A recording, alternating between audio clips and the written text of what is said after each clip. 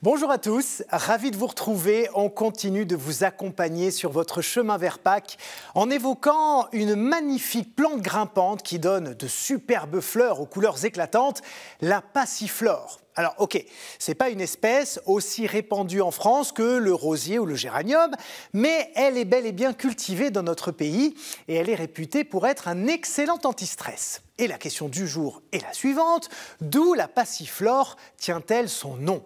Oui, ok, il y a flore dedans, du latin flora, fleur, jusque-là c'est assez facile.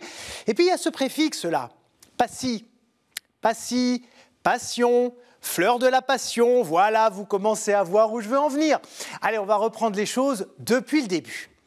La passiflore est découverte au XVIe siècle par les conquistadors espagnols lorsqu'ils explorent et colonisent l'Amérique centrale ainsi que l'ouest de l'Amérique du Sud. Et comme souvent dans de telles expéditions, des prêtres sont du voyage. D'abord pour permettre à l'équipage de vivre sa foi au quotidien pendant les longs mois en mer, mais également pour bâtir des communautés chrétiennes sur place et évangéliser les peuples autochtones. Mais comme vous l'imaginez, une fois dans ces contrées encore sauvages et hostiles, les missionnaires rencontrent quelques difficultés de communication surtout avec les locaux. Il y a la barrière de la langue et souvent des traditions ou des schémas de pensée étrangers aux leurs. Alors, pas si bête, les religieux constatent que la passiflore pullule dans ces forêts tropicales. Et en la regardant de plus près, ils remarquent que ces organes représentent de grands symboles chrétiens de l'épisode de la Passion du Christ. Regardez d'abord ce cercle de filaments effilés. Il leur rappelle la couronne d'épines de Jésus. Les trois styles marrons du pistil qui surplombent le cœur de la fleur leur évoquent les clous utilisés pour sa crucifixion. Et ce qu'on appelle l'ovaire symbolise le marteau qui les planta. Et c'est pas fini.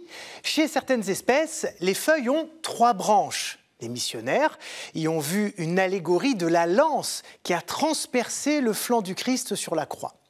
D'autres espèces de ces plantes ont aussi des feuilles qui se dispersent en vrille, un peu comme les feuilles de vigne.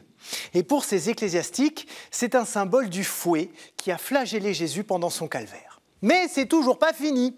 La passiflore compte 5 organes reproducteurs teintés de rouge qu'on appelle les étamines, un chiffre qui rappelle les 5 plaies que le Fils de Dieu crucifié avait sur le corps. Quant aux 10 pétales, que vous voyez très bien ici, ils représentent les 10 apôtres en excluant Judas et Thomas. Voilà, c'est grâce à cette morphologie plutôt providentielle et un grand sens de la pédagogie que les missionnaires sont arrivés à expliquer la Passion du Christ aux autochtones. Et du coup, vous avez forcément compris l'origine du nom que les religieux lui ont donné. Passiflore, fleur de la Passion. D'ailleurs, la passiflore donne un fruit, le fameux fruit de la passion. Eh oui, je sais, tout le monde croit qu'on parle de la passion au sens charnel du terme, parce que fruit exotique, soleil, tout ça. Mais en réalité, ce fruit, aussi appelé grenadille ou maracuja, est produit par la Passiflora edulis, une des nombreuses variétés de cette plante, et porte aussi en lui toute cette symbolique chrétienne. Voilà, c'est terminé pour aujourd'hui. Merci à tous d'avoir partagé ces aventures botaniques avec autant de passion. Et à la semaine prochaine. Je vous embrasse. Bye.